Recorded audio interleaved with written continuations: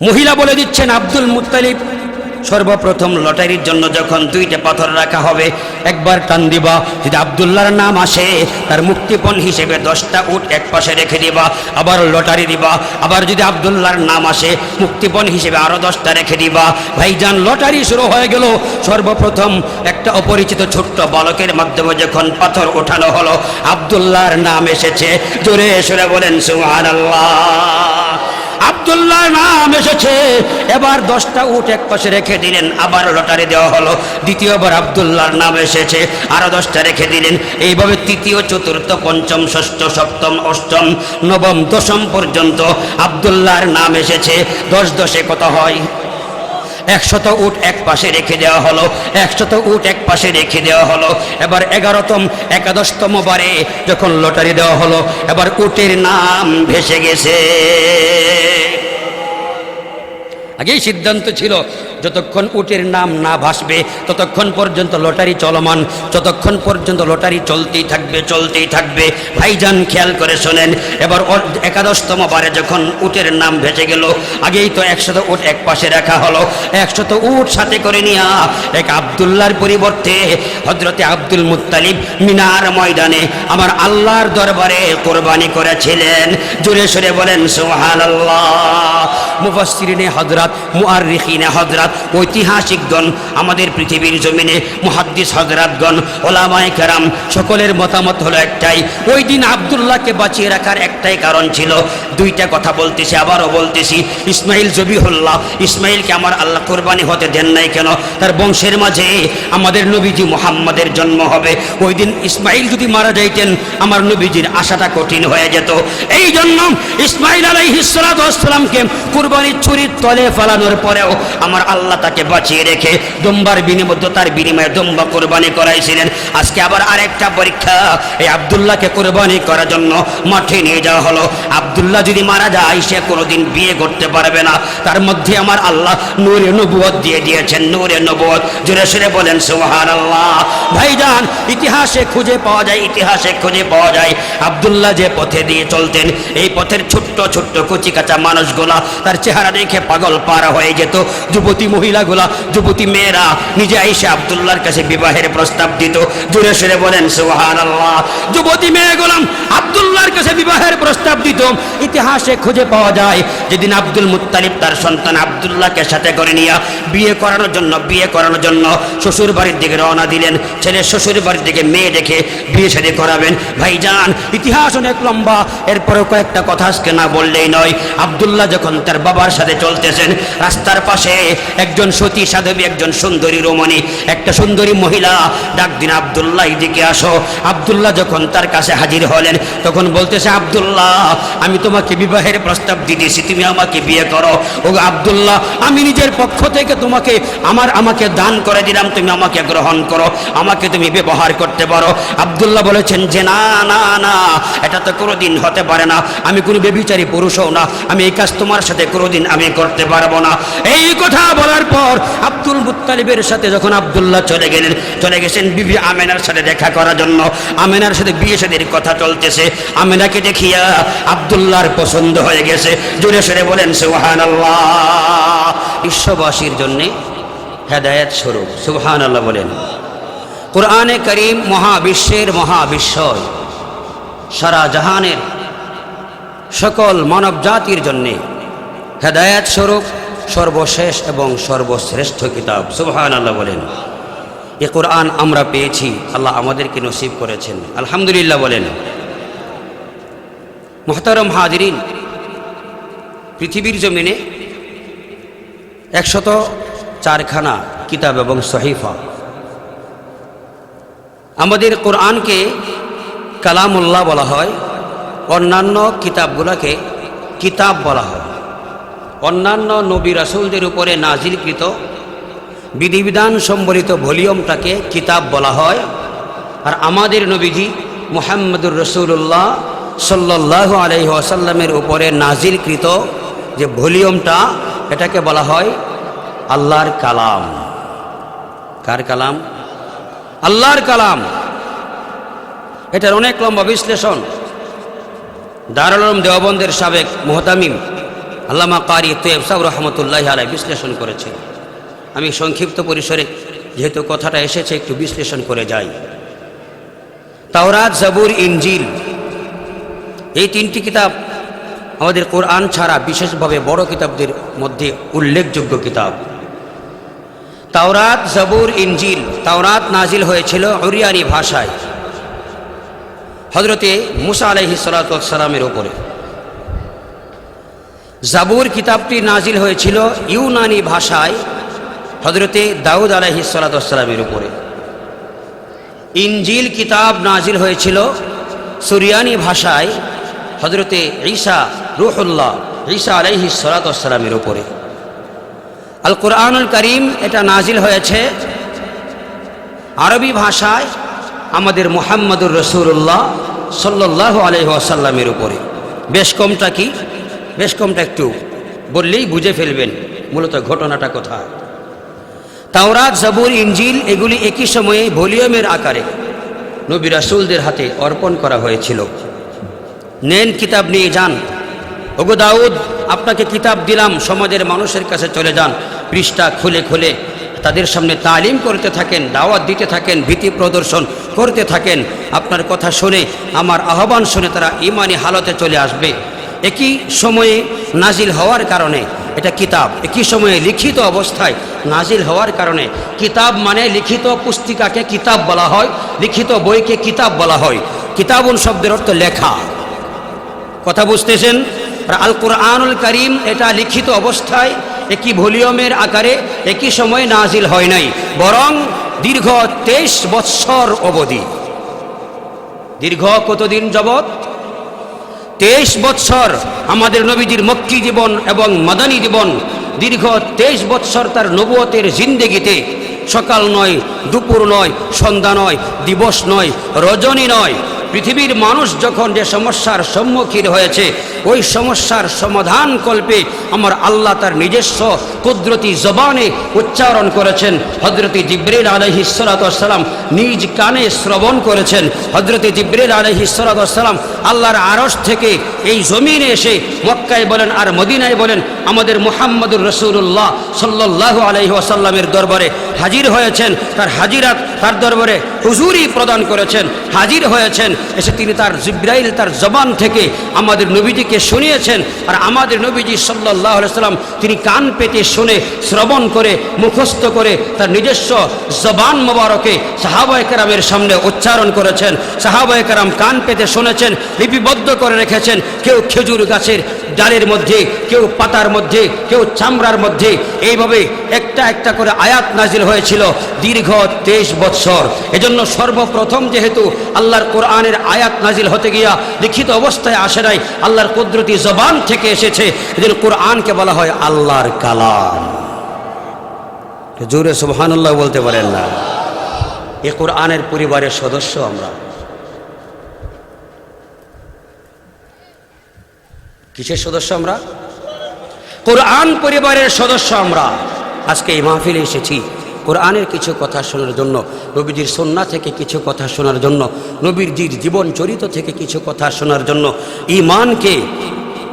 ঈমানকে ঈমানি শক্তি দিয়ে মজবুত করার জন্য, আমার কলবটাকে নূরে নূরান্বিত করার জন্য আজকে আমরা এই মজলিসে উপস্থিত হয়েছি।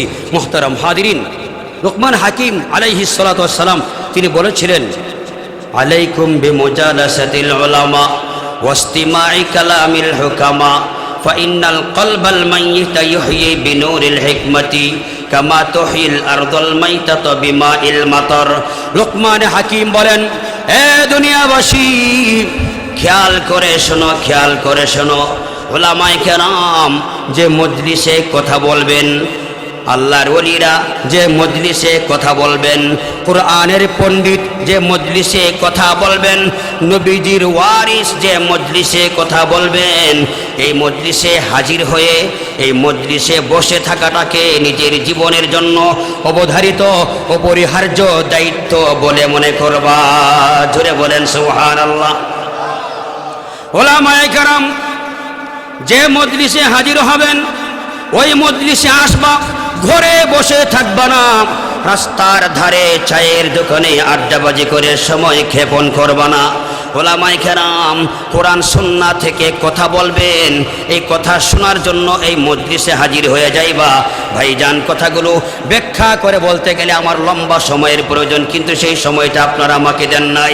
বুখারী শরীফে আছে আমার নবীজি মুহাম্মদ আরবি সাল্লাল্লাহু আলাইহি ওয়াসাল্লাম একদিন এইভাবে বয়ান করতেছিলেন, কথা বলতেছিলেন, ওয়াজ করতেছিলেন, নসিহত পেশ করতেছেন।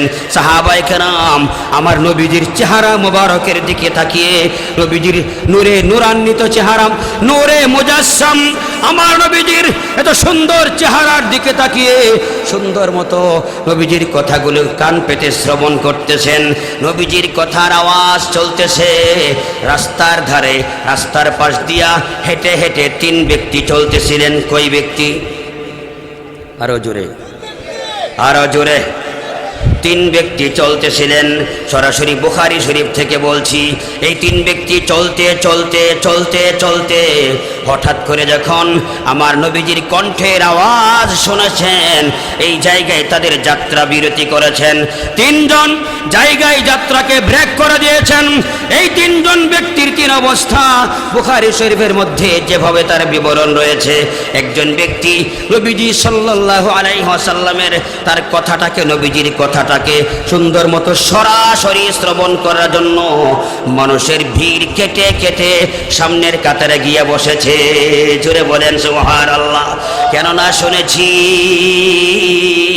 নবীজি সাল্লাল্লাহু আলাইহি ওয়াসাল্লাম তিনি যখন কথা বলতেন তার দাঁত মোবারক থেকে নূর চমকাইতো। জোরে বলেন সুবহানাল্লাহ। নবীজি সাল্লাল্লাহু আলাইহি ওয়াসাল্লামের কথাগুলোকে শ্রবণ করার জন্য এক ভাই সামনের কাতারে গিয়ে বসেছেন, আর এক ভাই লজ্জাবনত হয়ে যেখানে জায়গা পেয়েছেন সেখানেই বসে গেলেন, একটু সামনের দিকে যাইতে পারেন নাই। আর আরেক ভাই চলে গেলেন, বেঁচে থাকলে ভবিষ্যতে আবার কথা শুনতে পারবো, বেঁচে থাকলে ভবিষ্যতে আবার কথা শোনা যাবে, এই মনে করে এখান থেকে চলে গেল। মুহাম্মদুর রাসূলের কথা শ্রবণ করাটাকে প্রয়োজন মনে করে নাই। আমার নবীজি মুহাম্মদ আরবি সাল্লাল্লাহু আলাইহি ওয়াসাল্লাম এই তিনজনের হালত দেখতেছেন আর কথা বলতেছেন। এই তিনজনের অবস্থা যখন শেষ হলো, এবার নবীজি বলতেছেন, সাহাবীরা আমি তোমাদেরকে বলে দেই, আমি তোমাদেরকে একটা কথা বলে দেই যে তিনজন ব্যক্তিকে এই মজলিসে উপস্থিত দেখেছ, প্রথম যে মানুষটাকে দেখলাম মানুষের ভিড় কেটে কেটে, তোমাদের ভিড় কেটে কেটে সামনের কাতারে আসে বসে, সোজা হয়ে বসে, সুন্নত তরিকায় বসেন। এই পাখার বাতাস পিছনে, পিছন থেকে দিবা, পিছনে সোজা আমার পিছনে দাঁড়াও, এইভাবে এইভাবে। কষ্ট হচ্ছে? আমি বেশি সময় না, মাত্র 60 মিনিট কথা বলবো ইনশাল্লাহ। কিন্তু আপনাদের অবস্থা ভাবছিলাম আরও অনেক মানুষ সেখানে থাকবেন, যে বিশাল প্রধান প্রধান প্রধান প্রধান দিছেন একবারে 12টা বাজায়া। মুহতারাম হাজিরিন, মুহাম্মদুর রাসূল সাল্লাল্লাহু আলাইহি ওয়াসাল্লাম কি বলছেন? প্রথম যে মানুষটা সামনের কাতারে বসলো, আমি তোমাকে বলে দেই তার আগ্রহের কারণে আল্লাহ পাক রব্বুল আলামিন হাসরের ময়দানে প্রথমে প্রথমে আগে আগে তাকে জান্নাতে পাঠায়া দিবেন। দ্বিতীয় নম্বর যে ব্যক্তিকে তোমরা দেখেছো, দ্বিতীয় নম্বর ব্যক্তির পরিচয় তোমাদেরকে বলে দেই। লজ্জার কারণে মানুষের ভিড় কেটে কেটে সামনের কাতারে আসতে পারে নাই, লজ্জাবনত হয়ে যেখানে জায়গা পাইল সেখানে বসে গেল। আছে না কিছু লজ্জাশীল মানুষ, আমি মুরব্বীর সামনে কেমনে যাই, অমুক ভাইকে কেমনে বলে একটু সাইড দেন, কি কথা বলেন না কেন? কিছু মানুষ পৃথিবীর জমিনে লজ্জাশীল, আর কিছু মানুষ হলো বেহায়া। লজ্জাশীল মানুষ এরা আল্লাহকে সম্মান করে, গুনাহ করতে লজ্জাবোধ করে। লজ্জাশীল মানুষ গুনাহ করতে লজ্জাবোধ করে, মানুষকে গালিগালাজ করতে লজ্জাবোধ করে, মানুষকে বকাঝকা করতে লজ্জাবোধ করে, মানুষকে শরম দিতে লজ্জা দিতে লজ্জাবোধ করে, হারাম খাইতে লজ্জাবোধ করে, অর্থাৎ আল্লাহর জমিনে অপরাধ করতে তার লজ্জাবোধ হয়। এমন একজন লজ্জাশীল মানুষ আমার নবীজি বলেছেন, এই লজ্জাশীলতার কারণে হাসরের ময়দানে আল্লাহ পাক রব্বুল আলামিন তাকে জাহান্নামের শাস্তি দিতে লজ্জাবোধ করবেন। জোরে বলেন সুবহানাল্লাহ, আরো জোরে সরে বলেন সুবহানাল্লাহ। তিন নম্বর ব্যক্তি, যে ব্যক্তি প্রয়োজন মনে করলো না, আমি নবীজির কথা শুনবো না, আমি নবীজির কথা মানবো না, আমি তার কথা শোনাটাকে প্রয়োজন মনে করি না, এইভাবে চলে যাওয়ার কারণে আমার নবীজি বলেছেন, সাহাবীরা খেয়াল করে শুনে রাখো তোমরা, এই ব্যক্তি যেহেতু আমি মুহাম্মদুর রাসূলের মজলিস থেকে মুখটা ফিরায়া অন্য পথে চলে গেল, সেজন্য আল্লাহ পাক রব্বুল আলামিন হাসরের দিন তার দিকে চেহারা ঘুরিয়ে তাকাইবেন না, তার থেকে চেহারাটা ফিরাই নেবেন, অন্য পথে ফিরাই নেবেন, অর্থাৎ এই ব্যক্তির নাজাত মিলবে না। এই ব্যক্তি আমার উপদেশ থেকে দূরে সরে থাকার কারণে এই ব্যক্তি জাহান্নামে চলে যাবে। সকলে বলেন নাউযুবিল্লাহ। আল্লাহ পাক রব্বুল আলামিন আপনাকে আমাকে আজকের এই মজলিসে আসার এবং বসার তৌফিক দিয়েছেন, এটা খুশি নাকি বেজার? খুশি তো আপনারা? সকলেই প্রাণ খুলে বলেন আলহামদুলিল্লাহ। সকল প্রশংসার একমাত্র মালিক তিনি কে? সমস্ত প্রশংসার একচ্ছত্র মালিক তিনি কে? তিনি হলেন আল্লাহ। শুকরিয়া জানাবো কার দরবারে? জোরে বলেন, শুকরিয়া জানাবো কার দরবারে? শুকরিয়া জানাই আল্লাহ, শুকরিয়া জানাই তোমায়, অসহায় বান্দা মোরা বেঁচে আছি তোমার দয়ায়। শুকরিয়া জানাই আল্লাহ, শুকরিয়া জানাই তোমায়, অসহায় বান্দা মোরা বেঁচে আছি তোমার দয়ায়। ঠিক কিনা বলেন? দু চোখ ভরে স্বপ্ন দিলে, বেঁচে থাকার আশা দিলে, ঠিক কিনা বলেন?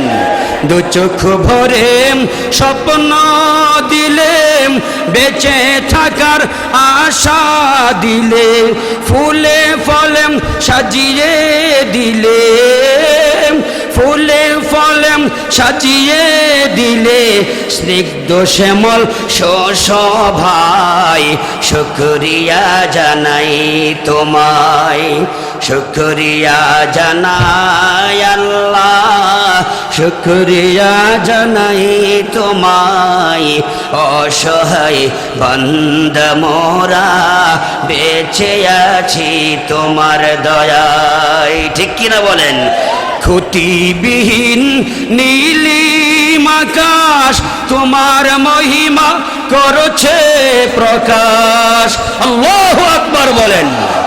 খুঁটিবিহীন নীলিম আকাশ তোমার মহিমা করছে প্রকাশ, মেঘরাশি বৃষ্টি ঝরায়, মেঘরাশি বৃষ্টি ঝরায়, তোমার অসীম করুণায়, শুকরিয়া জানাই তোমায়, শুকরিয়া জানাই আল্লাহ, শুকরিয়া জানাই তোমায়, অসহায় বান্দা মোরা বেঁচে আছি তোমার দয়ায়।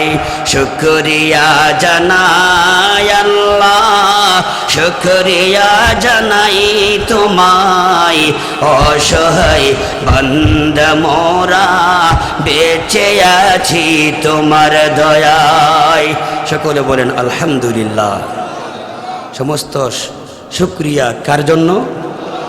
সমস্ত প্রশংসার মালিক তিনি কে? সকল প্রশংসার একচ্ছত্র মালিক তিনি কে?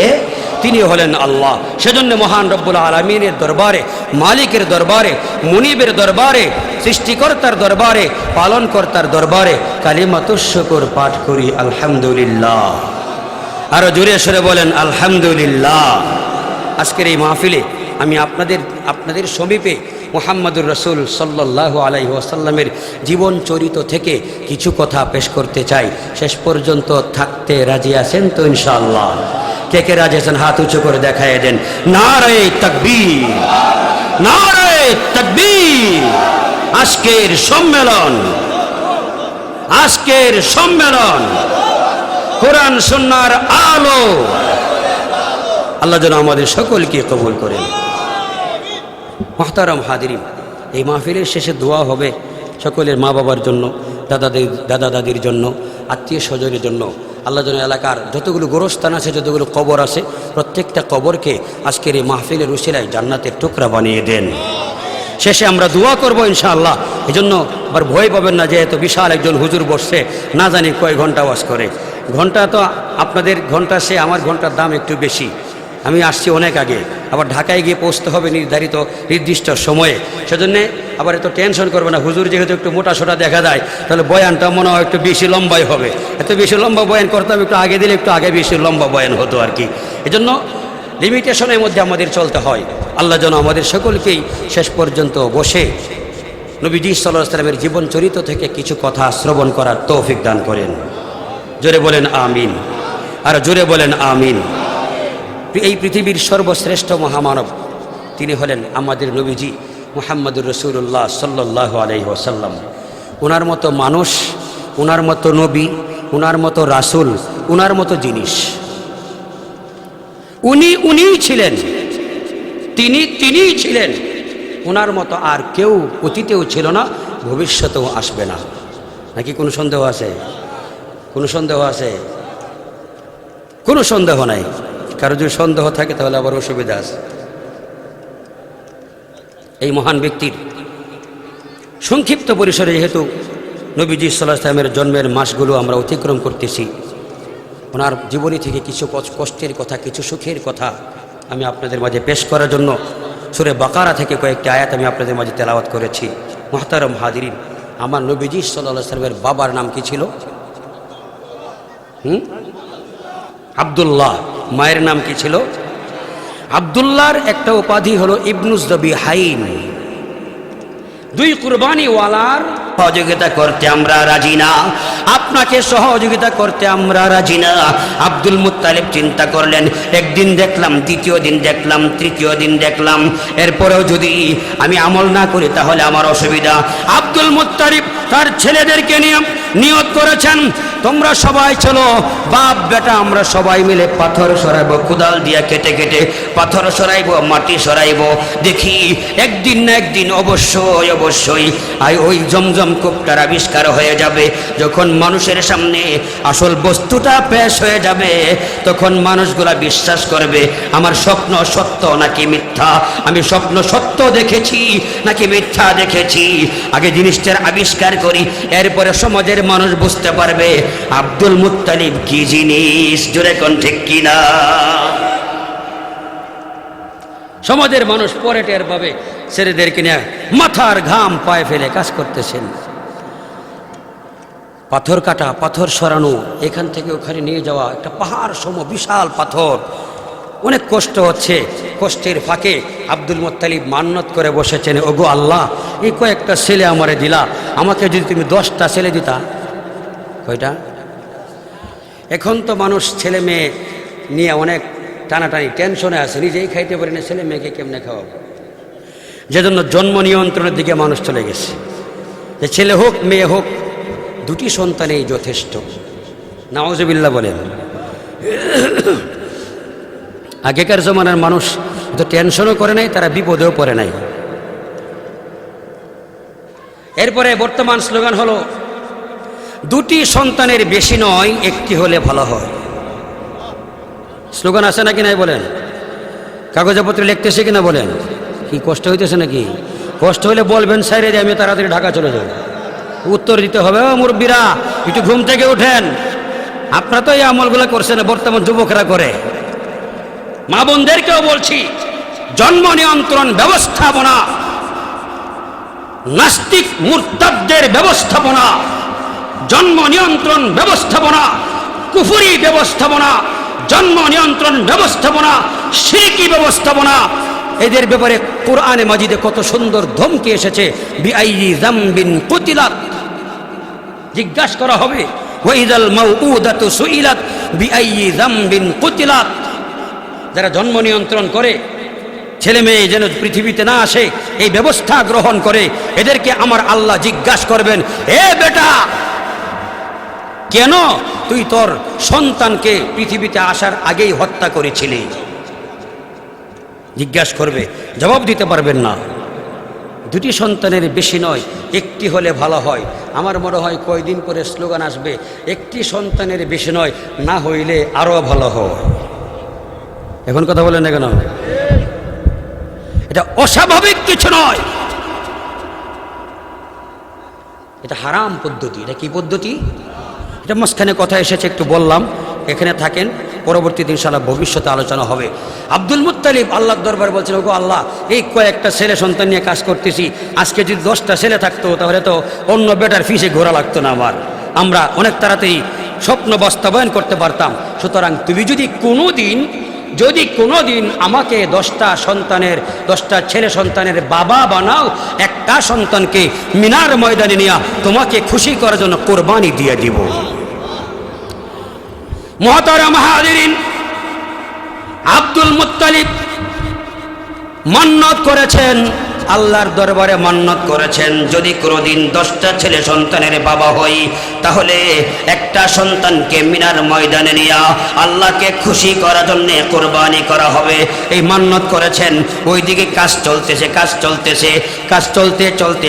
চলতে হঠাৎ করে একটু একটু মিষ্টি পানি বের হয়ে আসছে।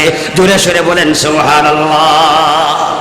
আলহামদুলিমান কদ্দারা খায়রা ওয়া খাবালা ওয়া শুকরু লিমান সাওয়ারা হুসনা ওয়া জামালা ওয়া শুকরু লিমান সাওয়ারা হুসনা ওয়া জামালা লা দিদ্দা ওয়ালা নিদ্দা ওয়ালা হাদ্দা লি মাওলা আল-আন কামা কানা ওয়া লাম ইয়ালকা জাওয়ালা আল-আন কামা কানা ওয়া লাম ইয়ালকা জাওয়ালা লা ক্বাবলা ওয়ালা বা'দা ওয়ালা ওয়াক্তা জামানা লা ولا حاجب لله تعالى لا تشرك بالله ولا رب سواه لا تشرك بالله ولا رب سواه لا والد ولا ولد ولا أم لا خالا জোরে বলেন সুবহানাল্লাহ। আই শামস কমর সুরখ জমি আঞ্জাম ওয়াখতর আই শামস কমর সুরখ জমি আঞ্জাম ওয়াখতর দস্ত বিবল ওয়াদ ওয়া সাহরা ওয়া সমন্দর মোর মলখ তামতর তৈর কবুতর মোর মলখ তামতর তৈর কবুতর শাম শহর জুলমত জো আহমর ওয়াসফর গুলশার গলো বর্গে সজর किसने बनाया तौलिब मायूसी का हो ये सब जिसने बनाया तौलिब मायूसी का हो ये सब जिसने बनाया। आकाश जमीन ग्रह नक्षत्र এগুলোর মালিক কে? এগুলোর মালিক হলেন আল্লাহ। জোরে বলেন সুবহানাল্লাহ। কবি ইকবালের কবিতা, আল্লামা ইকবালের কবিতাগুলো লিখেছেন, যার তরজমা করেছিলেন আমাদের বাংলাদেশের জাতীয় কবি কাজী নজরুল ইসলাম। জুড়ে বলেন সুবহানাল্লাহ। কতই যে সুন্দর এই ধরা বানিয়েছেন প্রভু কুদরত দ্বারা, কেহই তো তা পারিবে না, চক্ষু যে জড়িয়ে যায় খোদ প্রভুই তো করেছে সবই যেন করি উপাসনা তার। জোরে বলেন ঠিক কিনা? ওই চন্দ্র দেখো রাত্রি বেলা, আরো দেখো সূরজ প্রভাত বেলা, দিন বয়ে রাত হয় গগনেতে চলছে তারা নিজ কক্ষপথে, পেরিয়ে যায় হাজার বছর করছে না তারা কোন কসর, কেহই তো তা পারিবে না, চক্ষু যে জড়িয়ে যায় খোদ প্রভুই তো করেছে সবই যেন করি উপাসনা তার। কত লক্ষ তারা ওই আকাশ ভরা, ঠিক কিনা বলেন? কত লক্ষ তারা ওই আকাশ ভরা, মিটি মিটি ঝলে দেখে রে তোরা, চলছে তারা নিজ কক্ষপথে, লাগছে না ধাক্কা কাহারো সাথে, ঝিকিমিকি ঝিকিমিকি আলোর ধারা করছে উজ্জ্বল বিশ্বভরা, কেহই তো তা পারিবে না, চক্ষু যে জুড়িয়ে যায়, খোদ প্রভুই তো করেছে সবই যেন করি উপাসনা তার, লা ইলাহা ইল্লাল্লাহ।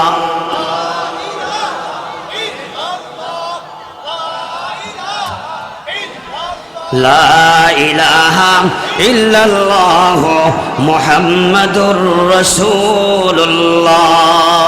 সকলে বলেন সাল্লাল্লাহু আলাইহি ওয়াসাল্লাম। মুহতারাম হাজিরিন, আব্দুল মুত্তালিব যখন অল্প পরিমাণ পানি সংগ্রহ করে নিজের মুখে নিলেন, সন্তানদের মুখে দিলেন, এবার এলাকার মানুষেরা যারা কাজে আসে নাই দূর থেকে দেখে, কিরে আসলেই তো দেখা যায় মিষ্টি পানির ব্যবস্থা আছে। আগে যারা কাজে আসে নাই, এখন আব্দুল মুত্তালিবের সাথে অ্যাটেন্ড না করলে, অংশগ্রহণ না করলে খারাপ দেখা যায়। আগে কাজের লোক খুঁজে পাওয়া যায় নাই, এখন পানি দেখার পর কাজের লোকের অভাব নাই। সুবহানাল্লাহ বলেন না। দুঃখের সময় লোক নাই, বলে না, সুসময়ে বন্ধু বটে অনেকে হয়, অসময়ে হায় হায় কেউ কারো নয়। কথা কি খারাপ বলছি? সংগ্রামের সময় কেউ ছিল রাজাকার, কেউ ছিল মুক্তিযোদ্ধা। মুক্তিযোদ্ধা পরিশ্রম করে দেশটাকে দিছে আমাদেরকে উপহার হিসেবে, আর আমাদের দেশের দুর্নীতিবাজরা দেশটারে খায়া 12টা বাজায় সাইরে দিতেছে। খাওয়ার সময় লোকের অভাব নাই, নেওয়ার সময় লোকের অভাব নাই। রক্ত ঝরিয়ে ঘাম ঝরিয়ে মুক্ত করার, স্বাধীন করার লোকের অভাব ছিল এই দেশের ভিতরে। এইরকম ভাবে জমজম কূপের আবিষ্কারের সময় আব্দুল মুত্তালিবের সহযোগী লোক ছিল না, কিন্তু পানি খাওয়ার লোকের অভাব হয় না। মুহতারাম হাজিরিন, আব্দুল মুত্তালিব পানি আবিষ্কার করেছেন, জমজম কূপটাকে এখন যত্ন করে রাখা হয়েছিল। ওইভাবে এখনো পর্যন্ত জমজমের পানি জারি আছে। একদিনের জন্য জমজমের পানি জারি হওয়া বন্ধ হয় নাই। ভাইজান, দীর্ঘদিন সময় চলে গেল, আব্দুল মুত্তালিব তার মান্নতের কথা ভুলে গেছেন।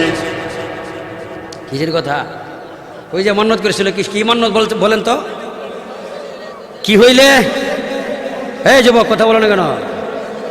হ্যাঁ, বলে রাত্রে যে হুজুর ওয়াজটা করছে, ওয়াজটা খুব মজা হয়েছে, খুব ভালো হয়েছে। কি ওয়াজ করছে রে? কি ওয়াজ করছে বুঝি সুরটা বালা আছে না? এমন কিছু মানুষ, পাগল মার্গা মানুষ, সাত দোকানে বসে বসে এখনো সিগারেট টানতেছে। আমি আবার কমেডিয়ান বক্তা না, কিন্তু যে কেমনি সিগারেট টান এগুলো দেখানো আমার অভ্যাস না। বলতেছি আর কি, সাত দোকানে বসে আড্ডাবাজি করার লোকের অভাব নাই। আবার কিছু কিছু যুবক ফুলাবান আছে, মহিলারা যে প্যান্ডেলে বসছে, আশেপাশে কি আপা একটু পেঁয়াজও খাও, আপা একটা চকলেট খাও, আছে নাকি নাই? বলে পাগল কোথাকার। আসো বয়ান শোনো, এই জায়গা ছেড়ে দাও, মহিলাদের জন্য মহিলাদের প্যান্ডেলটা খালি করে দাও, তার একটু আরামে কথা শোনো। কি বলেন, ঠিক কিনা? মুহতারাম হাজিরিন, আব্দুল মুত্তালিব স্বপ্নের কথা, মান্নতের কথা ভুলে গেলেন, মান্নতের কথা ভুলে গেলেন। এইদিকে তাকে আমার আল্লাহ 10টা ছেলে সন্তান দিয়েছেন। হঠাৎ করে এক রাতে স্বপ্ন দেখতেছেন, বলতেছি, ইয়া আব্দুল মুত্তালিব আউফি বিনাজরিকা, ওগো আব্দুল মুত্তালিব, তুমি তোমার স্বপ্ন, তুমি তোমার মান্নতকে পূর্ণ করো। আমার মনে হয় ওই পাশের আওয়াজে ডিস্টার্ব হচ্ছে।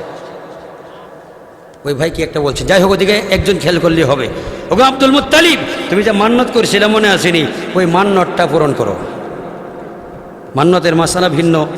মান্নত করলে, মান্নত কিন্তু একমাত্র আল্লাহর হস্তে করতে হয়, কোনো মাজারে নয়, কোনো বাজারে নয়, কোনো সমাজে নয়, কোনো গাছে নয়, কোনো পীরেরে নয়। মান্নত করতে হয় আল্লাহর হস্তে। কার হস্তে? কোনো বিশেষ স্থানের জন্য নয়, আল্লাহর হস্তে মান্নত করবেন। মান্নত যখন করবেন, যদি আপনার আশা আমার আল্লাহ পূরণ করেন, তখন এই মান্নত, যে জিনিসটা মান্নত করলেন, এই মান্নতটার মালিক আপনি না, সমাজের ধনী মানুষ না।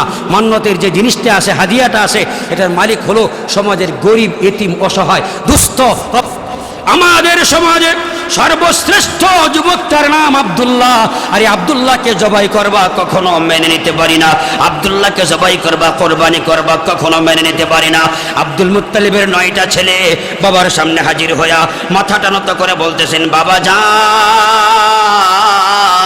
কোরবানি যদি করতে হয়, আব্দুল্লাহর পরিবর্তে আমাদের 9 জনকে কোরবানি করে ফেলেন, এরপরও আব্দুল্লাহকে কোরবানি করতে দেওয়া যাবে না। চতুর্দিক থেকে যখন নিষেধাজ্ঞা হবে না হবে না হবে না, একজন মহিলা আব্দুল মুত্তালিবের সাথে খুবই সম্পর্কশীল, একটি রিওয়ায়াতে আসে আব্দুল মুত্তালিবের বোন হয়। এই মহিলা অনেক বিজ্ঞ পণ্ডিত একজন মহিলা ছিলেন। আব্দুল মুত্তালিবের সামনে হাজির হয়ে বলেন, ও আব্দুল মুত্তালিব, তুমি তোমার স্বপ্ন বাস্তবায়ন করবা, মান্নত পূরণ করবা, অসুবিধা নাই অসুবিধা নাই, তবে তোমাকে একটা সুন্দর পরামর্শ দিয়ে দেই। আমাদের এই সময়কার আরব দেশের একটা রীতি হলো, একটা মানুষের মুক্তিপণ হিসেবে 10টা উট দিলেই চলে। কয়টা উট? যদি বলেন কয়টা উট? একটা মানুষের মুক্তিপণ হিসেবে 10টা উট দিলেই চলে। সুতরাং এই কঠিন পরিস্থিতি থেকে বাঁচার জন্য তোমাকে একটা পরামর্শ দেই, 2টা পাথর হাতে নাও, একটা পাথরের মধ্যে আব্দুল্লাহর নাম লেখো, আর আরেকটা পাথরের মধ্যে উটের নাম লেখো। ইবিলুন, উট। ইবিলুন অর্থ কি? উট। একটা মধ্যে লেখো ইবিলুন, আর একটা মধ্যে লেখো আব্দুল্লাহ। এবার 2টা পাথরের মধ্যে হবে লটারি। কথা বুঝেন? খেয়াল করে শুনবেন। মহিলা বলে দিচ্ছেন, আব্দুল মুত্তালিব, সর্বপ্রথম লটারির জন্য যখন 2টা পাথর রাখা হবে, একবার টান দিবা, যদি আব্দুল্লাহর নাম আসে তার মুক্তিপণ হিসেবে 10টা উট এক পাশে রেখে দিবা, আবার লটারি দিবা, আবার যদি আব্দুল্লাহর নাম আসে মুক্তিপণ হিসেবে আরো 10টা রেখে দিবা। ভাইজান, লটারি শুরু হয়ে গেল। সর্বপ্রথম একটা অপরিচিত ছোট্ট বালকের মাধ্যমে যখন পাথর ওঠানো হলো, আব্দুল্লাহর নাম এসেছে। জোরে সরে বলেন সুবহানাল্লাহ। আব্দুল্লাহর নাম এসেছে। এবার 10টা উট এক পাশে রেখে দিলেন, আবার লটারি দেওয়া হলো। দ্বিতীয়বার আব্দুল্লাহর নাম এসেছে, আরো 10টা রেখে দিলেন। এইভাবে তৃতীয়, চতুর্থ, পঞ্চম, ষষ্ঠ, সপ্তম, অষ্টম, নবম, দশম পর্যন্ত আব্দুল্লাহর নাম এসেছে। 10 10 কত হয়? 100 উট এক পাশে রেখে দেওয়া হলো, 100 উট এক পাশে রেখে দেওয়া হলো। এবার 11তম, 11তম বারে যখন লটারি দেওয়া হলো, এবার উটের নাম ভেসে গেছে। আগেই সিদ্ধান্ত ছিল, যতক্ষণ উটের নাম না ভাসবে ততক্ষণ পর্যন্ত লটারি চলমান, যতক্ষণ পর্যন্ত লটারি চলতেই থাকবে চলতেই থাকবে। ভাইজান, খেয়াল করে শোনেন।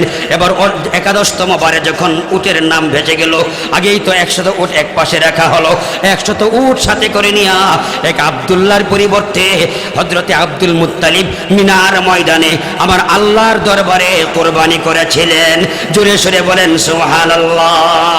মুফাসসিরিনে হযরত, মুআররিখিনে হযরত, ঐতিহাসিকগণ, আমাদের পৃথিবীর জমিনে মুহাদ্দিস হযরতগণ, ওলামায়ে কেরাম, সকলের মতামত হলো একটাই, ওই দিন আব্দুল্লাহকে বাঁচিয়ে রাখার একটাই কারণ ছিল। 2টা কথা বলতেছি, আবারও বলতেছি। ইসমাইল জবিহুল্লাহ, ইসমাইলকে আমার আল্লাহ কোরবানি হতে দেন নাই কেন? তার বংশের মাঝে আমাদের নবীজি মুহাম্মাদের জন্ম হবে। ওই দিন ইসমাইল যদি মারা যাইতেন, আমার নবীজির আশাটা কঠিন হয়ে যেত। এই জন্য ইসমাইল আলাইহিস সালাতু ওয়াস সালামকে কুরবানির ছুরির তলে ফালানোর পরেও আমার আল্লাহ তাকে বাঁচিয়ে রেখে দুম্বার তার বিনিময়ে দুম্বা কোরবানি করাইছিলেন। আজকে আবার আরেকটা পরীক্ষা, এই আব্দুল্লাহকে কোরবানি করার জন্য মাঠে নিয়ে যাওয়া হলো। আব্দুল্লাহ যদি মারা যায়, সে কোনোদিন বিয়ে করতে পারবে না। তার মধ্যে আমার আল্লাহ নূরে নবুয়ত দিয়ে দিয়েছেন, নূরে নবুয়ত। জোরে সরে বলেন সুবহানাল্লাহ। ভাইজান, ইতিহাসে খুঁজে পাওয়া যায়, ইতিহাসে খুঁজে পাওয়া যায় আব্দুল্লাহ যে পথে দিয়ে চলতেন, এই পথের ছোট্ট ছোট্ট কচি কাঁচা মানুষগুলা তার চেহারা দেখে পাগল পারা হয়ে যেত। যুবতী মহিলাগুলা, যুবতী মেয়েরা নিজে আইসে আব্দুল্লাহর কাছে বিবাহের প্রস্তাব দিত। জোরে সরে বলেন সুবহানাল্লাহ। যুবতী মেয়েগুলা আব্দুল্লাহর কাছে বিবাহের প্রস্তাব দিত। ইতিহাসে খুঁজে পাওয়া যায়, যেদিন আব্দুল মুত্তালিব তার সন্তান আব্দুল্লাহকে সাথে করে নিয়ে বিয়ে করানোর জন্য শ্বশুর বাড়ির দিকে রওনা দিলেন। ছেলে শ্বশুর বাড়ির দিকে মেয়ে দেখে বিয়ে শাদী করাবেন। ভাইজান, ইতিহাস অনেক লম্বা, এরপরেও কয়েকটা কথা আজকে না বললেই নয়। আব্দুল্লাহ যখন তার বাবার সাথে চলতেছেন, রাস্তার পাশে একজন সতী সাধবী, একজন সুন্দরী রমণী, একটা সুন্দরী মহিলা ডাক দিন, আব্দুল্লাহ এদিকে আসো। আব্দুল্লাহ যখন তার কাছে হাজির হলেন, তখন বলতেছে, আব্দুল্লাহ, আমি তোমাকে বিবাহের প্রস্তাব দিয়েছি, তুমি আমাকে বিয়ে করো। ও আব্দুল্লাহ, আমি নিজের পক্ষ থেকে তোমাকে আমাকে দান করে দিলাম, তুমি আমাকে গ্রহণ করো, আমাকে তুমি ব্যবহার করতে পারো। আব্দুল্লাহ বলেছেন যে না না না, এটা তো কোনোদিন হতে পারে না, আমি কোনো ব্যভিচারী পুরুষও না, আমি এই কাজ তোমার সাথে কোনোদিন আমি করতে পারবো না। এই কথা বলার পর আব্দুল মুত্তালিবের সাথে যখন আব্দুল্লাহ চলে গেছেন বিবি আমেনার সাথে দেখা করার জন্য, আমেনার সাথে বিয়ে শাদীর কথা চলতেছে। আমেনাকে দেখিয়া আব্দুল্লাহর পছন্দ হয়ে গেছে। জোরে সরে বলেন সুবহানাল্লাহ। ভাইজান, 2 ভাইয়ের 2টা মেয়ে, একটা মেয়ের নাম ছিল আমেনা আর আরেকটা মেয়ের নাম ছিল হালা। আরবি শব্দ, আরবি নাম। আব্দুল মুত্তালিব আর আব্দুল্লাহ দুই ভাইয়ের মেয়েকে একই মজলিসে বিয়ে পড়াইছিলেন। এখনকার জমানায় এই ঘটনা ঘটেলে তো সারা দেশে ভাইরাল হয়ে যাবে। বাপ বেটা একই মজলিসে বিয়ে করছে, একজনের আরেকজনের ভাইরা ভাই, কথা বোঝেন না? আপন দুই ভাইয়ের দুই মেয়েকে একই মজলিসে আব্দুল মুত্তালিব আরেকটা বিয়ে করছেন, আর আব্দুল্লাহ তার প্রথম বিবাহ। বাবাও বিয়ে করছেন, ছেলেও বিয়ে করছেন। এটা ইতিহাসে লেখা আছে, ওলামায়ে কেরাম পৃষ্ঠাতে দেখে নেবেন। ভাইজান, এই কথাগুলো বলতেছি কেন? এই আব্দুল মুত্তালিব আব্দুল্লাহর বিয়ে পড়ানোর পরে 3 দিন সেখানে অবস্থান করেছেন, স্বামী স্ত্রী সেখানে অবস্থান করেছেন। শ্বশুর বাড়ি থেকে আব্দুল্লাহকে নিয়ে আব্দুল মুত্তালিব যখন আবার মক্কা নগরীর দিকে, নিজের আবাসনের দিকে রওনা হলেন, এবার আবার রাস্তায় দেখেন ওই মহিলা, ওই যে আগে অপেক্ষা করছিল। কথা বুঝতেছেন না কিছু? খারাপ লাগতেছে মনে হয় না? ওরে বাবরে কোন ওরে বাবরে, এটা কেডা? মুহতারাম হাজিরিন, আবার ওই মহিলা ডাক দিতেছে, আব্দুল্লাহ এবার তোমার সাথে একটা কথা বলবো, এদিকে আসো। বলে, আব্দুল্লাহ তুমি কোথাও গিয়েছিলে কেন? বলো। আমি গিয়েছিলাম। বলতেছে আব্দুল্লাহ, বলতেছেন আমি গিয়েছিলাম, আমার বিয়ে হয়েছে, আমি 3 দিন আমার স্ত্রীর সাথে সংসার করে এসেছি। আব্দুল্লাহ কথা বলার পর এই মহিলা বলে, ওগো আব্দুল্লাহ,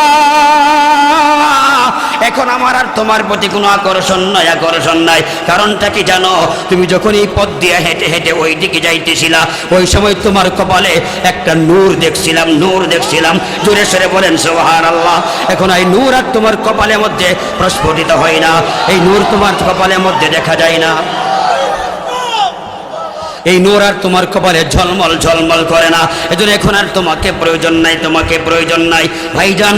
এজন্যই তো বলতেছিলাম, আব্দুল্লাহ সবার মাঝে ছিল একজন প্রিয় মানুষ।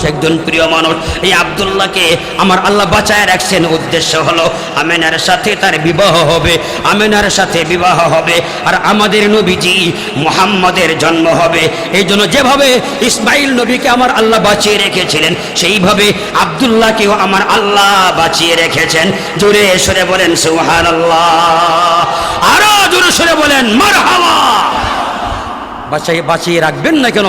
যে মহান ব্যক্তির মাধ্যমে পৃথিবীর জমিনে আসবেন সর্বকালের সর্বশ্রেষ্ঠ মহামানব সাইয়্যিদুল মুরসালিন, আকায়ে নামদার তাজদারে মদিনা মুহাম্মদুর রাসূলুল্লাহ সাল্লাল্লাহু আলাইহি ওয়াসাল্লাম, যিনি ছিলেন সর্বকালের সর্বশ্রেষ্ঠ মহামানব। কোনো সন্দেহ আছে? যার হাসিতেও ছিল নূর চমকাইতো, দাঁতগুলো থেকে নূর ঝলমল করত, যার ঘাম থেকে সুঘ্রাণ বের হতো, যার ঘাম থেকে মেশক আম্বরের চেয়ে বেশি সুঘ্রাণ বের হতো। ইতিহাসে খুঁজে পাওয়া যায় আমার নবীজির চেহারাটা কত সুন্দর ছিল, এত সুন্দর ছিল কেউ তাকাইলে চোখের পাতি মারার সুযোগ ছিল না।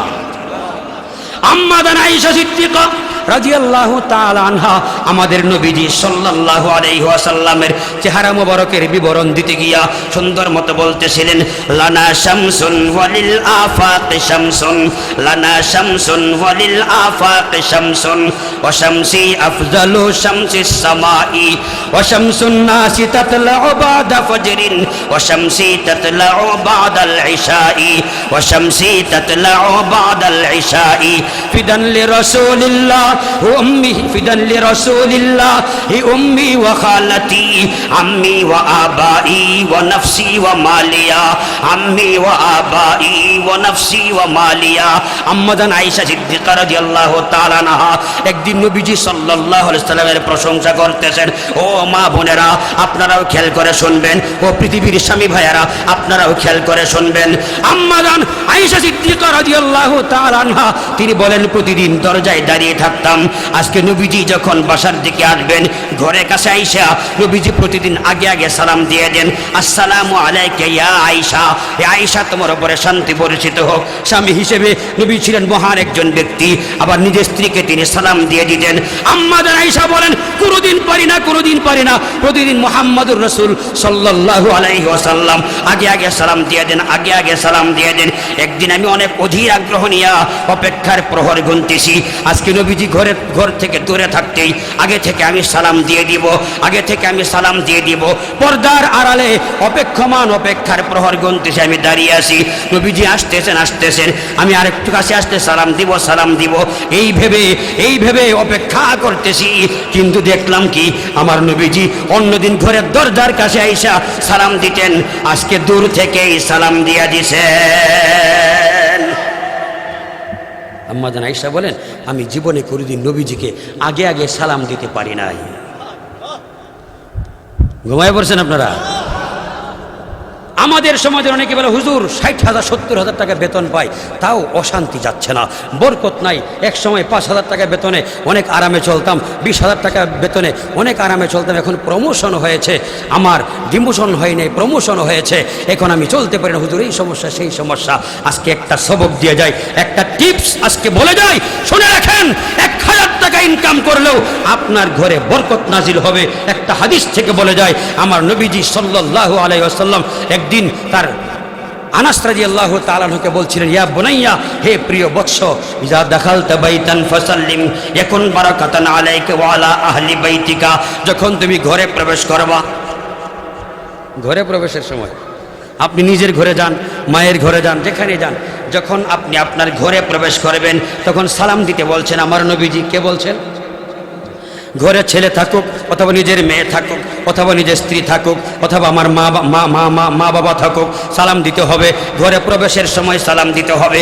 নবীজি বলেছেন, এই সালাম যদি দিতে পারো তাহলে দুইটা উপকার। 1 নম্বর উপকার হইল, এখন বারাকাতান আলাইকা ও আলা আহলি বাইতিকা, তোমার উপরে বরকত নাজিল হবে এবং তোমার পরিবারের সদস্যদের উপরেও বরকত নাজিল হবে। সালামের মাধ্যমে বরকত নাজিল হবে। আমাদের আয়েশা সিদ্দিকা রাদিয়াল্লাহু তাআলা আনহা এই নবীজির কথা বলতে গিয়ে প্রশংসা করছেন। আরেকদিন বলতেছিলেন, আরেকটা কবিতার মাধ্যমে নবীজির চেহারা মোবারকের সুন্দর প্রশংসা। হে পৃথিবীবাসী, তোমাদের জন্য একটা সূর্য আছে, আর আমি আয়েশার আলাদা একটা সূর্য আছে। তোমাদেরকে যে সূর্যটা আলো দেয় সেটা সকালবেলায় পূর্ব আকাশে না উদিত হয়, আর আমাকে যে সূর্যটা আলো দেয় সেটা হলো রাত্রিবেলায় এশার নামাজের পরে আমার ঘরে উদিত হয়। নবীজির চেহারা মোবারকের সৌন্দর্যের বিবরণ দিতে গিয়া যেভাবে কিতাবের মধ্যে এসেছে, আম্মা জান আয়েশা সিদ্দিকা রাদিয়াল্লাহু তাআলা আনহা বলেন, নবীজি সাল্লাল্লাহু আলাইহি ওয়াসাল্লাম ঘরে থাকলে ঘরে অন্ধকারের মধ্যে যে একটা ছোট সুই পড়ে যেত, ওই সুইটা খোঁজার জন্য লাইটের প্রয়োজন হতো না। নবীজির নূরান্বিত চেহারার মাধ্যমে ওই সুইটা পর্যন্ত খুঁজে বের করা সম্ভব ছিল। লাউ আখা যুলাইখা রাআইনা জাবিনাহু, লাউ আখা যুলাইখা রাআইনা জাবিনাহু লা আসারনা বিল কতইল কুলুব আলাল ইয়াদি। जमाले हुस्ने यूसुफ पर फकत आशिक जुलैखा थी, तुम्हारे रोए रोशन पर फिदा सारे जहानी है। मुहतरम हाजिरिन, अम्मा जान आयशा सिद्दीका রাদিয়াল্লাহু তাআলা আনহা আমাদের নবীজির চেহারা মোবারক কত সুন্দর ছিল, এই সৌন্দর্যের বিবরণ দিতে গিয়ে বলছেন, জুলাইখার বান্ধবীরা, কার বান্ধবীরা? ওই ইউসুফ জুলাইখার যে ঘটনা, জুলাইখার বান্ধবীরা ইউসুফ আলাইহিস সালামের সৌন্দর্য দেখে হাতে রাখা ফল কাটার পরিবর্তে তারা আঙ্গুল কেটে ফেলেছিল, তারা তাদের হাতগুলো কেটে ফেলেছিল। ওয়াকাত্তানা আইদিয়াহুন্না ওয়া কুলনা হাশা লিল্লাহ মা হাযা বাশারা ইন হাযা ইল্লা মালাকুন কারীম। তারা সকলেই তাদের হাত কেটে ফেলেছিল আর সমস্বরে বলেছিল, আল্লাহর কসম করে বলছি, এই লোকটা তো মানুষ হতে পারে না, এই এত সুন্দর মানুষ হতে পারে না, এই লোকটা আল্লাহর সম্মানিত ফেরেশতাদের একজন ফেরেশতা। ইউসুফ আলাইহিস সালামের সৌন্দর্য দেখিয়া জুলাইখার বান্ধবীরা ফল কাটার পরিবর্তে হাত কেটে ফেলেছিল। আম্মা জান আয়েশা বলেন, ওই মহিলারা যদি ওই ইউসুফ নবীর জায়গায় আমার স্বামী আমার নবী মুহাম্মদুর রাসূল সাল্লাল্লাহু আলাইহি ওয়াসাল্লামের চেহারা মোবারক দেখত, তাহলে তারা হাত কাটার পরিবর্তে কলিজা কেটে ফেলত। লাউ আখা জুলাইখা রাআইনা জাবিনাহু, লাউ আখা জুলাইখা রাআইনা জাবিনাহু লা আতারনা বিল কাতিল কুলুবা আলাল ইয়াদি। জামালে হুসনে ইউসুফ পর ফকত আশিক জুলাইখা থी, तुम्हारे रोए रोशन पर फिदा सारे जहानी है। আমাদের নবীজি সাল্লাল্লাহু আলাইহি ওয়াসাল্লাম তার বাবার নাম ছিল আব্দুল্লাহ, তার দাদার নাম ছিল আব্দুল মুত্তালিব। আজকে এতটুকু ইতিহাস আপনাদেরকে স্মরণ করায়া একটা জিনিস বোঝাইতে চাই, আমরা এমন একজন নবীর উম্মত যে নবী মহান একজন নবী ছিলেন, মহান একজন ব্যক্তি ছিলেন। আল্লাহ আমাদেরকে এই মহান ব্যক্তির উম্মত হিসেবে পাঠাইছেন, এতে খুশি নাকি বেজার? একদিন মুসা আলাইহিস সালাতু ওয়াস সালাম আল্লাহর কাছে মুহাম্মদুর রাসূলের কথা শুনে বলছেন, গো আল্লাহ, ওই শেষ নবীটা আমাকে বানাও। সুবহানাল্লাহ বলবেন না, আমাকে এই সময় নবী না বানায়, শেষ নবী আমারে বানায় ফেলাও। আল্লাহ বলছেন, এটা তোমার জন্য বরাদ্দ হয় নাই, একজনকে ফিক্সড করে ফেলেছি, একজনের জন্য বরাদ্দ হয়ে গিয়েছে। তখন মুসা আলাইহিস সালাতু ওয়াস সালাম বলছেন, তাজআলনি মিন উম্মতিহি, তাহলে আমাকে তার উম্মত হিসেবে গণ্য করো। আমি মুসা কালিমুল্লাহকে তার উম্মত বানায় দাও। আমার আল্লাহ ওই মহান ব্যক্তির দোয়াকে ওই জায়গায় রেখে দিয়েছেন। ঈসা রূহুল্লাহ, ঈসা আলাইহিস সালাতু ওয়াস সালাম দোয়া করেছেন, আল্লাহ আমাকে মুহাম্মদুর রাসূলের উম্মত হিসেবে তুমি গণ্য করো, কবুল করো। আল্লাহ তার দোয়া কবুল করেছেন। কিয়ামতের আগে দাজ্জালের সাথে যুদ্ধ করার জন্য হযরত ঈসা আলাইহিস সালাতু ওয়াস সালাম মুহাম্মদুর রাসূল সাল্লাল্লাহু আলাইহি ওয়াসাল্লামের উম্মত হইয়া এই জমিনে আসবেন। আকাশ থেকে হলুদ পোশাক পরিহিত অবস্থায় ওই আকাশ থেকে আমার আল্লাহ নাজিল করবেন। দামেস্কের একটি মসজিদের মিনার উপরে আসরের নামাজের পর সেখানে নাজিল হবেন।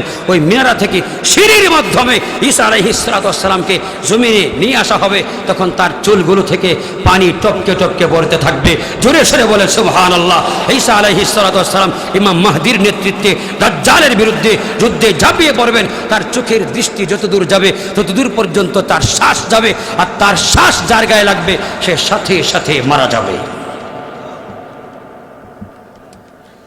আমরা এই নবী মুহাম্মদুর রাসূলের উম্মত, এতে খুশি নাকি বেজার? সবাই খুশি। আজকে এই বছর খুশি পর্যন্ত রেখে গেলাম। পরবর্তী ঘটনা বলতে গেলে ভাইজান আসলে বলতে পারলে আমার ভালো লাগতো, আমি আবার বয়ান রেখে যাওয়ার অভ্যস্ত না, কিন্তু আমার আজকে এই ইতিহাসটাই পর্যন্ত শেষ করলাম আর দাওয়াত দিয়ে দিলাম।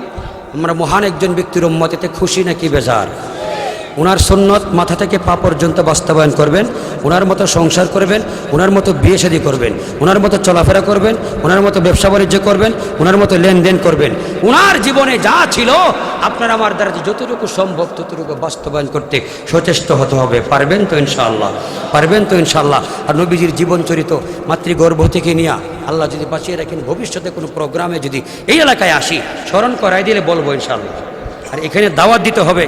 আই ডোন্ট লাইক, দাওয়াতটা জরুরি নয়, দোয়াটা জরুরি। আজকে দেখা হয়েছে, এই দেখা যেন আল্লাহ কবুল করেন। হাসরের ময়দানে যেন আল্লাহ হাউজে কাউসারের সঙ্গে পরিচয় করায় দেন। মুহাম্মদুর রাসূলের সুপারিশের সময় যেন জামাতবদ্ধ হয়ে আমরা জান্নাতের মেহমান হয়ে নবীজির ঝান্ডার ছায়াতলে আশ্রয় গ্রহণ করতে পারি। আল্লাহ যেন কবুল করেন। সকলে বলি আমিন। কুদরত কি তমাশা হে মদিনা কি গলি মে, जन्नत की नमूना है मदीना की गली में, जन्नत की नमूना है मदीना की गली में। জান্নাতি নমুনা মুহাম্মদুর রাসূল মদিনায় রেখে গেছেন, আর সেই নমুনা হলো সুন্নত নববী। সুন্নত মানবেন তো ইনশাআল্লাহ? যারা নামাজ পড়েন না, 5 ওয়াক্ত নামাজ আজকে থেকে পড়বেন। যারা দাড়ি রাখেন নাই, আজকে থেকে দাড়ি রাখেন। হে যুব সমাজ, আমি তোমাদেরকে বলছি, নিজের জীবনের যৌবন, এই রূপ যৌবনকে, যৌবন নামক এই শিল্পটাকে যৌন ক্ষুধা নিবারণের জন্য ব্যয় করো না, বরং এই যৌবনটাকে আল্লাহর ইবাদতে নিবেদিত প্রাণ করে দাও। আখিরাত উজ্জ্বল হবে, জান্নাতের মেহমান হতে পারবে। নিজের জীবনে যতটুকু প্রয়োজন ততটুকু স্বাদ গ্রহণ করার পারমিশন আল্লাহ যেভাবে দিয়েছেন সেভাবে গ্রহণ করো, অপাত্রে নয়। আল্লাহ যেন কবুল করেন এবং যৌবনে পাঞ্জেগার নামাজ 5 ওয়াক্ত নামাজ আদায় করবে এবং তাহাজ্জুদের নামাজ পড়বে, সুন্নতি দাঁড়ি রাখবে। নিজের জীবনে কামনা বাসনাগুলোকে মাটির সাথে মিশিয়ে দিয়ে আবু বকরের মতো, ওমরের মতো, উসমানের মতো জীবন যাপন করবে। আল্লাহ যেন কবুল করেন। একটা কথা সর্বশেষ বলে যাই, সাহাবী কিন্তু সাহাবী, আবু বকরও সাহাবী, হযরতে বেলাল তিনিও কিন্তু সাহাবী। ওসমান ইবনে আফফান তিনিও সাহাবী, হযরতে বেলাল রাদিয়াল্লাহু তাআলা আনহু তিনিও কিন্তু সাহাবী। কাউকে ছোট করে দেখার কোনো সুযোগ নাই। নবীজি মেরাজের সফর শেষে বাসায় এসে বেলালকে ডাকছে, এ বেলাল, ঘটনা কি, তুমি কি করছো বাবা, কি করছো তুমি জান্নাত পরিদর্শনে? আমি তোমাকে দেখলাম, আমার আগে আগে তোমার পায়ের জুতার আওয়াজ শুনতে পেরেছি। এ বেলাল, কি আমল করেছো তুমি, কি আমল করেছো তুমি, গোপন কি আমল তোমার জীবনে হয় আমাকে বলো। আমি জান্নাত পরিদর্শনে তোমার পায়ের আওয়াজ শুনতে পেরেছি, তোমার দুই জুতার আওয়াজ শুনতে পেরেছি। হযরতে বেলাল বলেন, ইয়া রাসূলুল্লাহ, ইয়া হাবিবাল্লাহ, বড় কোনো আমল আমি করি না, তবে প্রত্যেকবার ওযু করার পর দেরি না করে পানি মোছার আগেই 2 রাকাত তাহিয়াতুল ওযু নামাজ আদায় করি।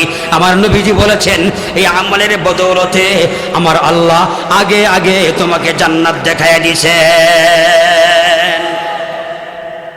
অহংকার নয়, গর্ব নয়। আবু বকর, বেলাল, হযরতে বেলাল সাহাবী সবাই জান্নাতে যাবেন। সুবহানাল্লাহ বলেন। আমাকে বড় মনে করতে হবে, আপনাকে ছোট মনে করতে হবে, কোশ্চিনকালেও সম্ভব নয়। ফাওকা কুল্লি জি ইলমিন আলিম, প্রত্যেক জান্নেওয়ালার উপরেও জান্নেওয়ালা আছে। আমারও উস্তাদ আছে, আমার উস্তাদেরও উস্তাদ আছে, আমারও ছাত্র আছে নাকি নাই? মানুষ ভুলের ঊর্ধ্বে নয়। পৃথিবীতে যে কেউ বলে আমি সবচেয়ে বড় বেশি জানি, তাহলে সে শয়তান। সে কে? শয়তান। যাই হোক, ওগুছানো অনেকগুলো কথা আপনাদের মাঝে ব্যক্ত করেছি। মন খারাপ হয় নাই তো আপনাদের কারো? কষ্ট পান নাই তো কেউ? আমি যুবকদেরকে আহ্বান জানাচ্ছি, যুবকরা যারা মাহফিল বাস্তবায়ন করেছে একটু সামনে আসো, আমি তোমাদের চেহারাটা একটু দেখি, কষ্ট করেছো তোমরা। এবং মুরব্বীরা এখানে আসেন, আমি সবাইকে বলবো, মা বোনেরা পর্দার অন্তরালে আসেন। 1 নম্বরে হলো 5 ওয়াক্ত নামাজ পড়বেন তো ইনশাআল্লাহ। এখানে দাঁড়ালেই হবে মাশাআল্লাহ। এই যুবকরা কষ্ট করে অনেকে আসে, সবাই আশেপাশে অনেকে আসে, সবাই এখানে থাকতে পারে নাই। আসলে আমাকে যদি মনে করেন 10:30 দেওয়া হতো, তাহলে আরেকটু বয়ান বেশি করতে পারতাম। আজকে যতটুকু পেরেছি আলহামদুলিল্লাহ, আল্লাহ কবুল করেছেন। তবে আমি সরাসরি কিতাব থেকে কিছু কথা বলার চেষ্টা করেছি, ভুল ত্রুটি যেন আল্লাহ ক্ষমা করে দেন। পৃথিবীর জমিনে আপনিও চলে যাবেন, আমিও চলে যাব। মৃত্যুর সময় যেন আল্লাহ ইমানি হালাতে কবুল করেন। জোরে বলেন আমিন। দাড়ি রাখবেন, দাড়ি রাখা ওয়াজিব। দাড়ি রাখা কি? সুন্নত একটা পরিভাষার নাম। এই সুন্নতটাই ওয়াজিব। সুন্নত কিছু কিছু ক্ষেত্রে মুস্তাহাব হয়ে যায়, আবার কিছু কিছু ক্ষেত্রে ওয়াজিব হয়ে যায়। দাড়ি রাখার ব্যাপারে যে সুন্নতটা, এটা হলো ওয়াজিব। দাড়ি রাখা কি? পৃথিবীর প্রত্যেকটা গুনারই সময় সীমা অনুপাতে গুনাহ লেখা হয়, কিন্তু দাড়ি রাখার গুনাহটা 24 ঘন্টা লেখা হয়। নামাজে দাঁড়াইছেন, তাও আপনার গুনাহ লেখা হচ্ছে, দাড়ি কেটে ছেটে রাখার কারণে।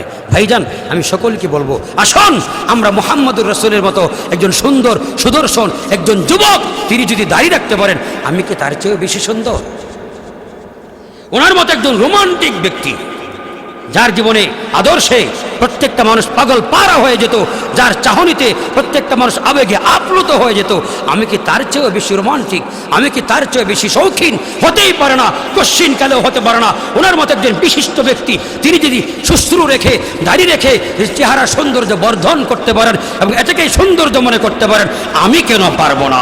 আসো হে যুবক, তোমাদের এই মাহফিলটা তোমরা ধরে রাখবা। তবে একটা প্রস্তাব দিয়ে যায়, আগামী বছর থেকে এই মাহফিলের ব্যানার হবে তাফসিরুল কোরআন মাহফিলের ব্যানার ইনশাআল্লাহ। প্রস্তাব রেখে গেলাম তোমাদের মাঝে।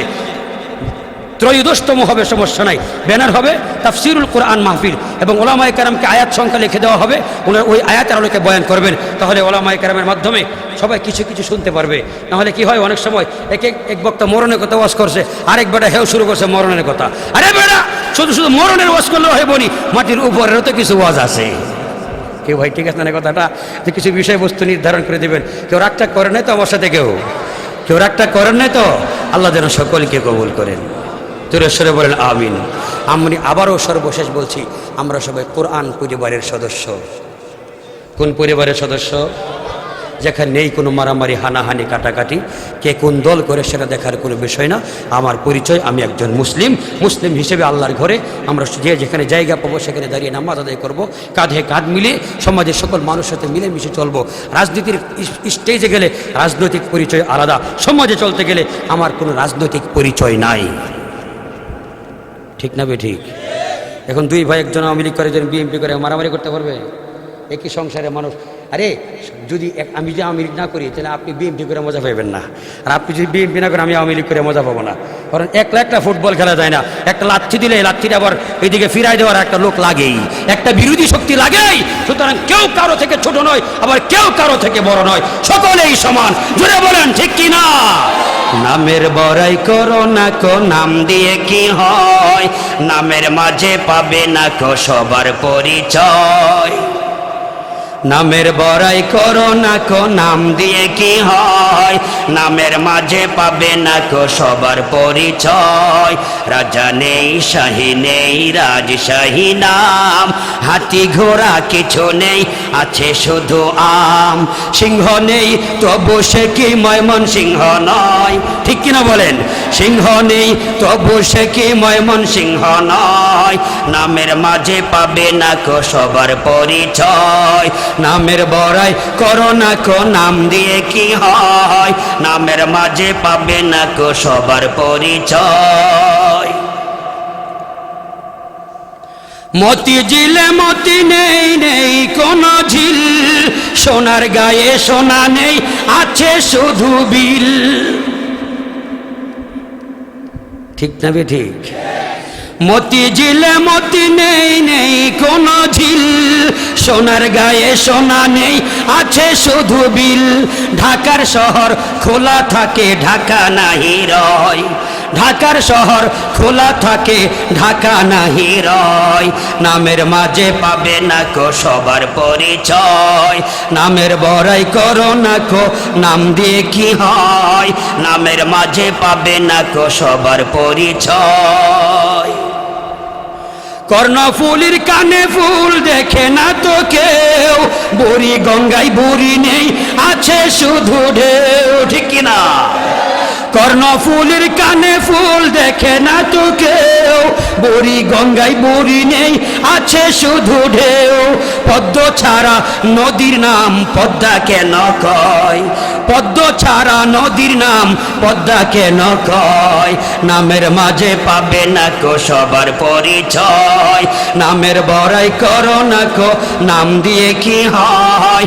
নামের মাঝে পাবে না কো সবার পরিচয়। রাজা নেই, শাহী নেই, রাজশাহী নাম। হাতি ঘোড়া কিছু নেই, আছে শুধু আম। সিংহ নেই তবু সে কি ময়মনসিংহ নয়। সিংহ নেই তবু সে কি ময়মনসিংহ নয়।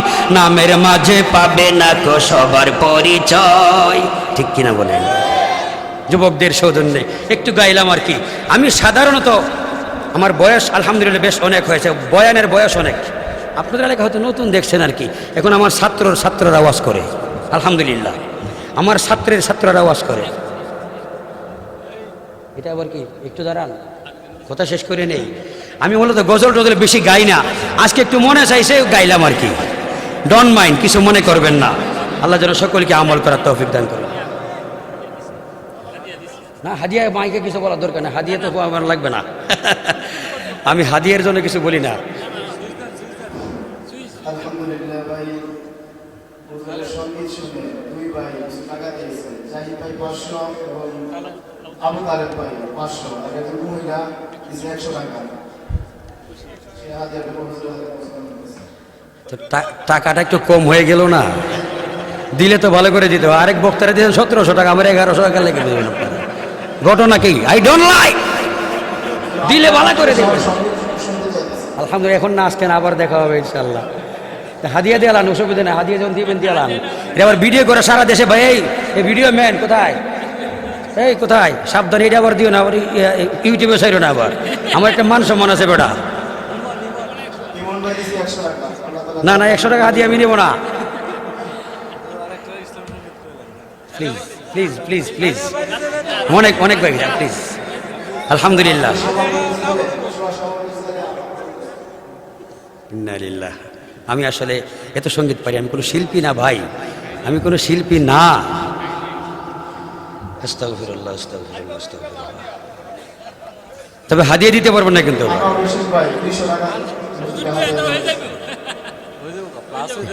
হ্যাঁ প্লাস আল্লাহু আকবার। এখন গজল গায়ে টাকা নিতে হয় আমার, কালকে এমন সময় এই ইউটিউবটা বন্ধ করো, এইটা বড় মান সম্মান, এটা তুমি কাটিয়ে দিবা, হাদিয়ার চ্যানেলটা কাটিয়ে দিবা, সাবধান। এটা তুমি এখন এখন আবার কাটো, আবার কাটো, এখন টোটাল অফ করে দাও তুমি, সর্বনাশ। বেদনা আসবে কবে সেই সূর্য সেনা যারা করবে জারি কোরআনে যে ধরাই যারা করবে জারি কোরআনে যে ধরাই। মনের মাঝে শুধু এই বেদনা আসবে কবে সেই সূর্য সেনা যারা করবে জারি কোরআনে যে ধরাই যারা করবে জারি কোরআনে যে ধরাই। যাদের অভাবে আজ এই হতাশা পূরণ করিবে যারা জাতির আশা, যাদের অভাবে আজ এই হতাশা পূরণ করিবে যারা জাতির আশা, তাদেরই পথ চেয়ে আমি অসহায় করবে জারি কোরআনে যে ধরাই যারা করবে জারি কোরআনে যে ধরাই।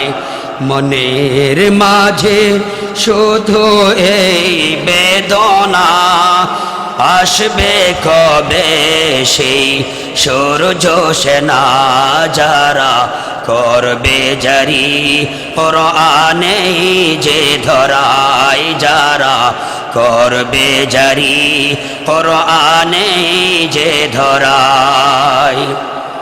আমিও সে পথ পানে এগিয়ে যাব, বাধার প্রাচীর ভেঙে জয়া নিব, ঠিক কিনা বলেন?